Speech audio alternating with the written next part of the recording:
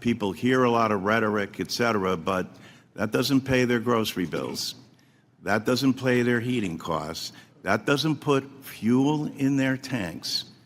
That doesn't help them get through the day-to-day grind of their lives. And so coming here and filling us with platitude and telling us how grateful we should be to the Trump administration for everything that it's done, well, Congressman, is this war responsible for any of this? Congressman, food at home is up 2.5% since President Trump took office. Are we at war currently? Which is twice.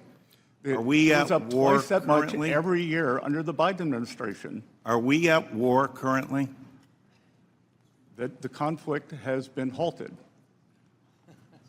The conflict has been halted. So we're not at war. So our military is not involved. We're not at war. Again, if you would like for me to call the Secretary of War, I can ask. I'm the Secretary So of as part of the Treasury. administration and as part of this, we're not at war. You obey the law, I hope Representative. that you're proud of your performance today, Mr. Secretary, well, because I hope you get some I think social it's media pretty clips. safe to say that this is probably the most corrupt Treasury Department in our nation's history. And while I am going while to you have to dance take around questions exception to with protect that is a Trump, slanderous Americans are statement. suffering That is a in Trump's slanderous spiraling statement. economy. And Inflation is now rising faster than average hourly wages. Nah. Gas prices are at an all-time high with the war in Iran. The cost of groceries has risen 3.2% over the past years, and prices on most goods have gone up because of Trump's tariffs. So I don't see how you could call that anything other than a failure of the most corrupt Treasury Department in history. Your time has expired, Ms. Sanchez. Thank you. My I'm time not has gonna take- expired. I'm not gonna Secretary, take I would love for firefighting you to hits. respond to the accusations at your department, because I think you are due the opportunity for that. Congresswoman is slanderous. She has nothing but the unsubstantiated opinions, and I will not stand for that.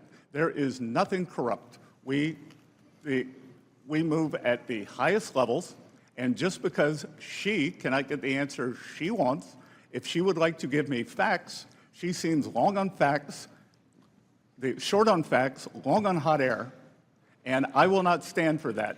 War effort. So, Mr. Secretary, again, thank you for being here today. Just on that point, what safeguards are in place to prevent the Kremlin from using this extension to fund its war against Ukraine? Can you expand on the rationale for this waiver and potential for there to be financial benefit to Russia in this war effort? And then lastly, is the Department of the Treasury prepared to implement meaningful sanctions against Russia, such as those described in the legislation I just referenced?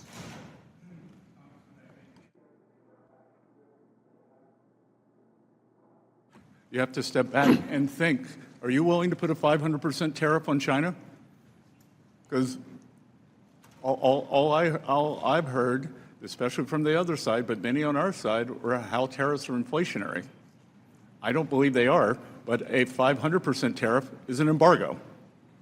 So I am the highest ranking U.S. official in this administration to have visited Ukraine, so do not mistake my skepticism for this for a lack of support for the Ukraine.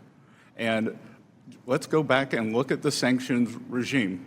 In October of 2025, President Trump asked me how could he really turn the heat up on Russian Federation, and I said, you could do what no one else has done.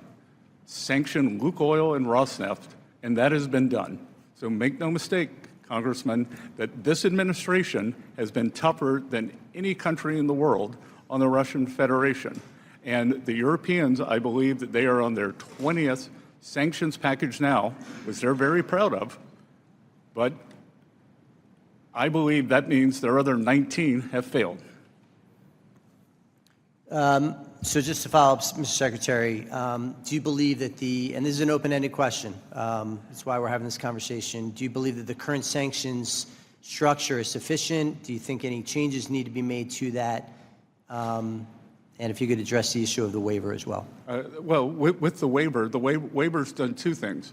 It has kept overall global energy prices lower, and The other thing it has done, during World Bank, IMF week, many of the most vulnerable countries asked me to continue the waiver. I had not intended to, and we have. My guess is, or my strong inclination is, that if there are further waivers, that they will be country-specific and not generalized. And the Russian Federation has seen very little incremental revenue because of the waivers. Their oil was always going to China, and now the oil can go to our allies. If you like this video, then like, share, and subscribe to Mirror Now.